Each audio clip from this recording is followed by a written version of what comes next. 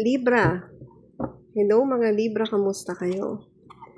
Sana okay kayong lahat this week. Anong meron sa inyo this week?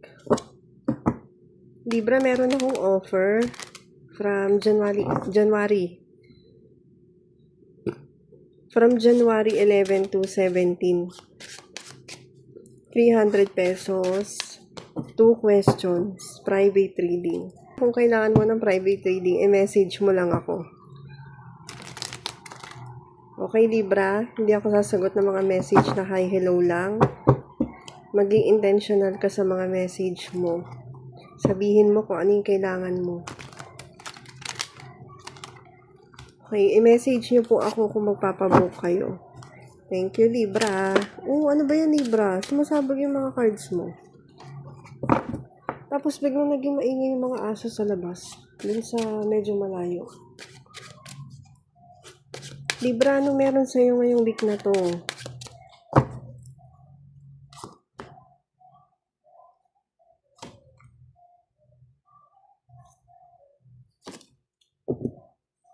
Decision.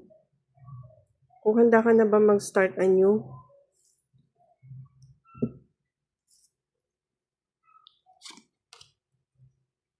Grabe, direct yung message. Wala na ko iba na ukuha.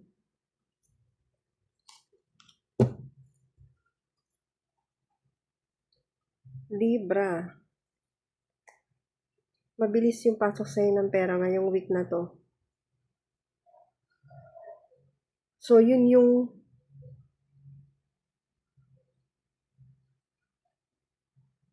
parang yun yung isang magiging dahilan kaya gusto mo nang magkaroon ng new start.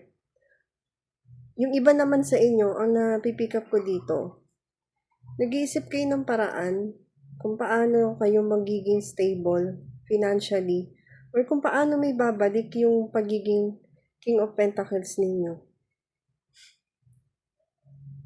Dahil gusto ninyong maibalik yung parang mabilis na pasok sa inyo ng pera.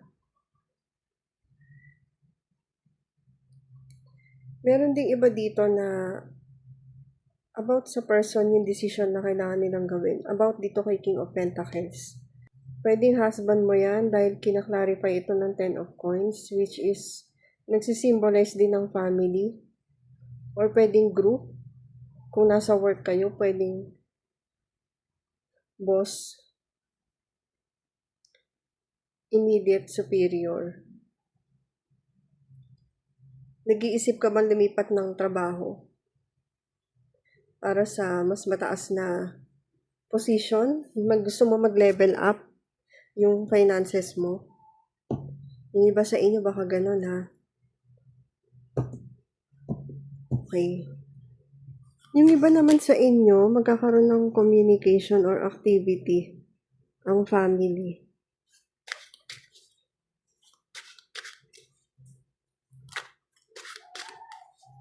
Libra, anong challenge sa'yo this week? Kaya mo bang bigyan ng time? Makinig sa intuition mo.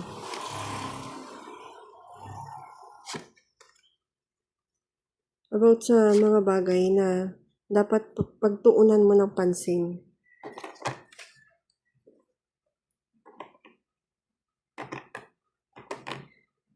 Libra, energy mo to. King of Swords.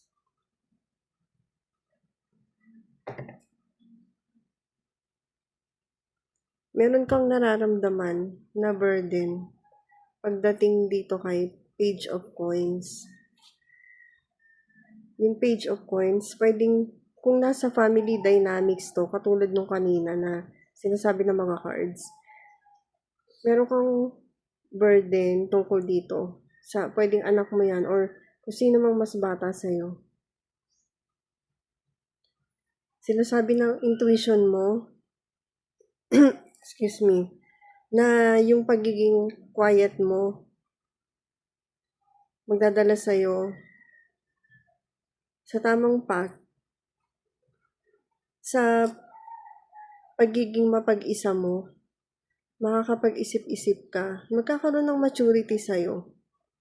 Yung napipick up ko dito, or growth, makakaisip ka na kung ano yung pwede mong gawin para madagdagan yung kaperahan mo, kung may shortcomings ka pagdating sa budget.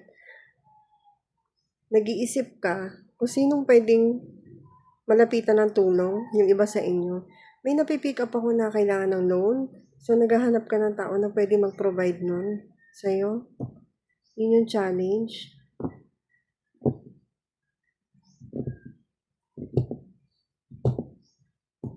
Yung iba naman, ang challenge ay yun nga, yung anak nila. Paano kung gusto mong mag-abroad?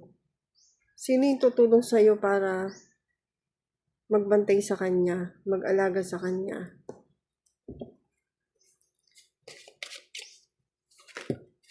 Anong advice para sa Libra this week?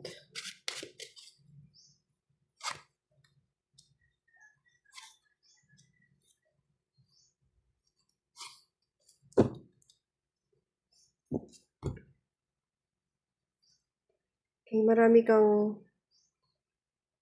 kailangan asikasuhin this week, Libra. Marami kang kailangan gawin. Siguraduhin mo na hindi mauubos yung energy mo sa pag-overthink sa mga bagay na to. Kumbaga, maubos man yung energy mo dahil nag-take action ka dun sa kung ano man. And this week, yung iba sa inyo, short pagdating sa finances. So, yun yung pag-overthink ninyo, yung magiging cause ng overthinking ninyo. Kaya siguro meron ditong iba na maghahanap na kung sinong pwede makapagpa-loan or makapagpahiram.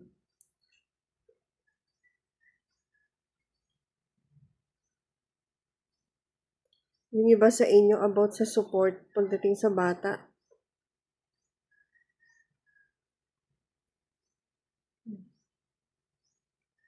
Yun, yung iba sa inyo, related nga sa structure ninyo ito, foundation, stability ninyo. Yun yung nasa-sense ko dito, guys.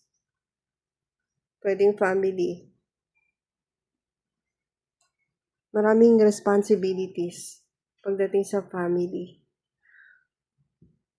So, ang advice, huwag mo nga yung i-overthink, kundi mag-take action ka.